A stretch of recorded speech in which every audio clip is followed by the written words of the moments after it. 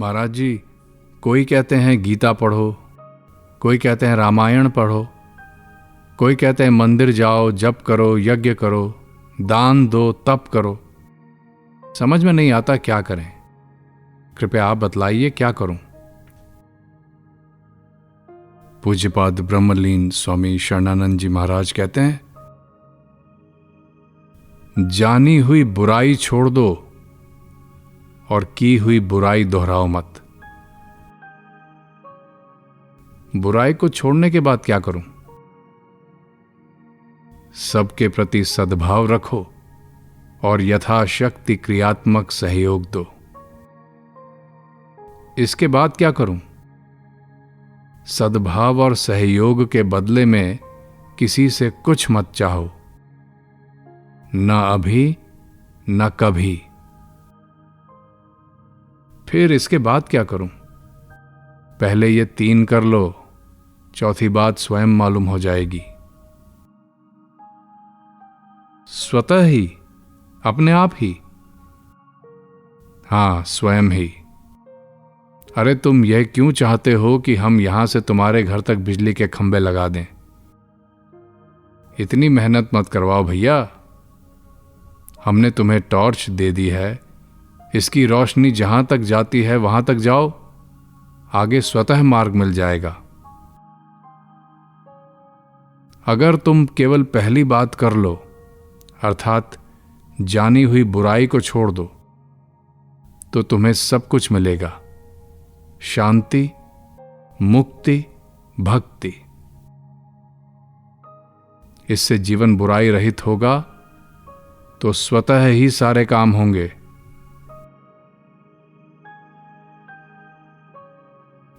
महाराज, असत के संग से भी सुख की प्राप्ति होती है क्या? हां, क्षणिक सुख प्राप्त होता है। जैसे किसी ने झूठ बोला, धन मिल गया। इस प्रकार असत के द्वारा सुख मिला और उसके प्रलोभनों में फंस गए तो फिर असत का त्याग कभी नहीं हो सकेगा। असत का परिणाम तो दुख देने वाला ही है। यदि हम उसके उस भयंकर परिणाम पर अपनी दृष्टि रखें तो असत का त्याग सुगमतापूर्वक कर सकेंगे। जैसे हम विष के परिणाम को जानते हैं, तो विष मिली मिठाई चाहे कितनी ही स्वादिष्ट क्यों ना हो, लेना पसंद नहीं करेंगे। इसी तरह असत के परिणाम को जान लेने पर असत का त्याग कर सकेंगे। लोभ कैसे दूर हो? लोभ अकेले नहीं आता, मोह के साथ ही आता है। फिर काम भी आता है और क्रोध भी। कोई दोष अकेला नहीं आता। समस्त दोषों का मूल है भूल। परिणाम है जड़ता, पराधीनता। अपने ज्ञान का अनादर करना ही मूल भूल है। मानव का सबसे काला समय कौन सा है? मानव का सबसे काला समय है, पहला, कि वह जीना चाहे पर मरना पड़े। दूसरा, कि वह खाना चाहे पर खाने की शक्ति न रह जाए। कि वह बोलना चाहे पर बोल ना सके। कि वह सुनना चाहे पर सुन न सके। और कि वह सत्संग से विमुख रहे।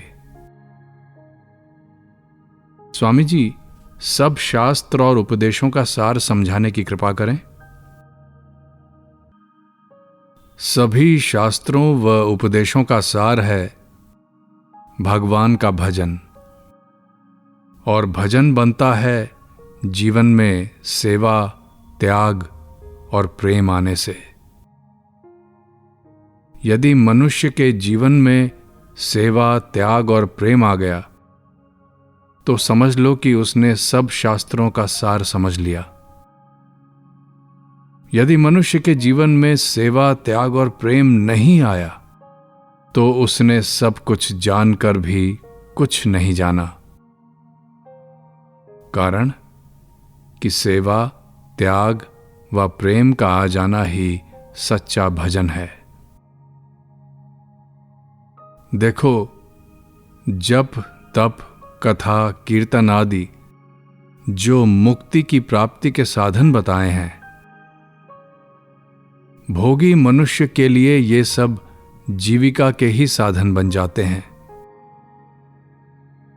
कोई मनुष्य बहुत जप तप करके आकाश में उड़ने की शक्ति प्राप्त कर ले, पानी पर चलने की सिद्धि प्राप्त कर ले, मुर्दे को जीवित और जीवित को शाप देकर भस्म करने की शक्ति भी प्राप्त कर ले, परंतु निर्दोष, निष्काम, असंग और शरणागत हुए बिना मनुष्य का कल्याण नहीं हो सकता। इसकी प्राप्ति में किसी बाह्य सामग्री की आवश्यकता नहीं है। महाराज जी, ध्यान किस प्रकार हो सकता है? ध्येय के ज्ञान के बिना किसी प्रकार का ध्यान नहीं हो सकता, क्योंकि जिसका ज्ञान नहीं होता उसका ध्यान नहीं हो सकता। ज्ञान से संसार के बंधन टूट जाते हैं और ध्यान से आनंद की अनुभूति होती है। इस प्रकार ज्ञान होने पर ध्यान स्वतः हो जाता है। त्याग व कर्म क्या है? त्याग संसार के चढ़ाव की ओर ले जाता है और कर्म संसार के बहाव की ओर ले जाता है। जिस प्रकार नदी के चढ़ाव की ओर चलने वाला नदी का अंत करके नदी के उद्गम को जान लेता है, उसी प्रकार त्याग करने वाला संसार के कारण को जान लेता है। जिस प्रकार नदी के बहाव की ओर जाने वाला महासागर में डूबकर बार बार उसी पानी में चक्कर लगाता है, उसी प्रकार कर्म करने वाला घोर संसार में चक्कर लगाता है, परंतु संसार के कारण को नहीं जान पाता।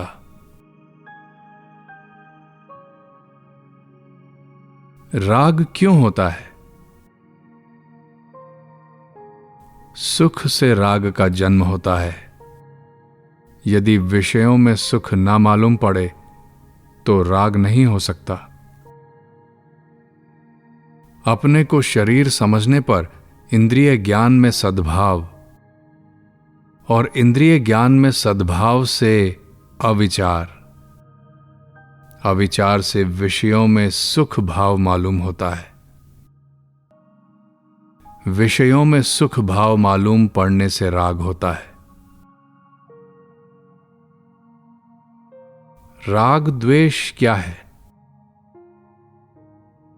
दोष मालूम होते हुए भी त्याग ना करना राग है। गुण मालूम होते हुए भी ग्रहण ना करना द्वेष है। राग त्याग नहीं होने देता और द्वेष प्रेम नहीं होने देता। त्याग व प्रेम से राग द्वेष मिट जाते हैं। सारी बुराइयां राग द्वेष से होती हैं और सारी अच्छाइयां त्याग और प्रेम से होती हैं। महाराज जी, श्रम और विश्राम क्या है? श्रम और विश्राम जीवन के दो पहलू हैं। श्रम है संसार के लिए, विश्राम है अपने लिए। विश्राम का अर्थ है काम रहित होना। दूसरों के हित के लिए श्रम करो और अपने लिए विश्राम करो। विश्राम में अमर जीवन है, सरस जीवन है, स्वाधीन जीवन है। भोग योनियों में श्रम के अतिरिक्त विश्राम है ही नहीं, पर मनुष्य योनि में सेवा और योग है। विश्राम सहज व स्वाभाविक है। सही काम करने से मनुष्य काम रहित हो जाता है। संकल्प विकल्प क्या है? संकल्प तो भुक्त इच्छाओं का प्रभाव है। पहले जो भोग चुके हैं उसी के प्रभाव से उठता है। यदि एक संकल्प पूरा हो गया और उसका सुख भोगा, तो उसी के प्रभाव से दूसरा संकल्प उठेगा। संकल्प पूर्ति का सुख नए संकल्प को जन्म देता है। संकल्प अपूर्ति से जब दुख होते हैं तो विकल्प उठते हैं। यदि संकल्प पूर्ति का सुख ना भोगो, अपूर्ति से दुखी ना हो, तो संकल्प विकल्प बंद हो जाएंगे। वे हमारी किसी क्रिया का परिणाम है। भोजन करने के बाद बिना कुछ किए स्वतः ही पचता है। वह प्राकृतिक शक्तियों से होता है। एक होता है होना, जो अपने आप होता है। करना जो होता है वह अपने अभिमान द्वारा होता है। अतः होने वाली बात कर्म नहीं है। संसार से संबंध है सेवा के लिए और परमात्मा से संबंध है प्रेम करने के लिए। न संसार से कुछ चाहिए, न परमात्मा से कुछ चाहिए। संबंध के अनुरूप संसार की सेवा करो, परमात्मा के प्रेमी बनो। न कुछ संसार से चाहो, न कुछ परमात्मा से मांगो। ऐसा होने पर संकल्प उठना बंद हो जाएंगे। महाराज जी, भजन क्या है? सेवा, त्याग और प्रेम तीनों इकट्ठे हो जाएं, भजन हो गया। भजन में सेवा भी है, त्याग भी है और प्रेम भी है। कर्म से सेवा करो, अचाहा होकर त्याग करो, भगवान को अपना मानकर प्रेमी हो जाओ। जब तक भगवान को अपना नहीं मानोगे, भगवान प्यारा लगेगा नहीं। और जब तक भगवान प्यारा नहीं लगेगा, तब तक उसकी याद आएगी नहीं। और जब तक याद नहीं आएगी, भजन होगा नहीं। प्रभु की महिमा स्वीकार करो, स्तुति हो गई। प्रभु से संबंध स्वीकार करो, उपासना हो गई। प्रभु के प्रेम की आवश्यकता अनुभव करो, प्रार्थना हो गई। भजन का स्वरूप व विधि क्या है? भजन कैसे बने? भजन का वास्तविक स्वरूप है सेवा, त्याग और प्रेम। भजन करने की विधि और उपाय है प्रभु में आस्था, श्रद्धा, विश्वास और आत्मीयता का होना।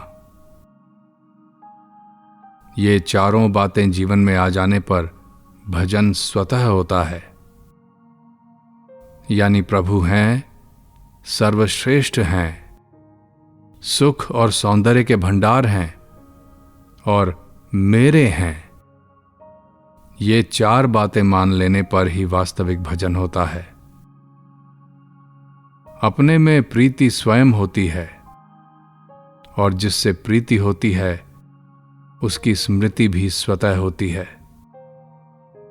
अतः स्वतः स्मृति का होना ही सच्चा भजन है। जब तक ममता, कामना और आसक्ति का त्याग नहीं करोगे, भजन होगा ही नहीं। इनका त्याग किए बिना प्रभु में आस्था ही नहीं होती। इनका त्याग होने पर ही सेवा, त्याग व प्रेम की प्राप्ति होती है। सेवा का अर्थ है अपने को जो मिला है वह सब प्रभु के नाते दूसरों की सेवा में लगा दें और सबके साथ भलाई करें, अच्छा व्यवहार करें। अतः वह सेवा ही प्रभु की सेवा है, अतः वह सेवा ही प्रभु की पूजा है। इसलिए सेवा का नाम भजन है। संसार में जो कुछ है वह मेरा नहीं है, मेरे लिए नहीं है और मुझे कुछ नहीं चाहिए। यह त्याग है। मानव के जीवन में त्याग आने पर असंगता होती है, इसलिए त्याग का नाम भजन है। सेवा से जगत प्रसन्न होता है, त्याग से अपने में प्रसन्नता आती है।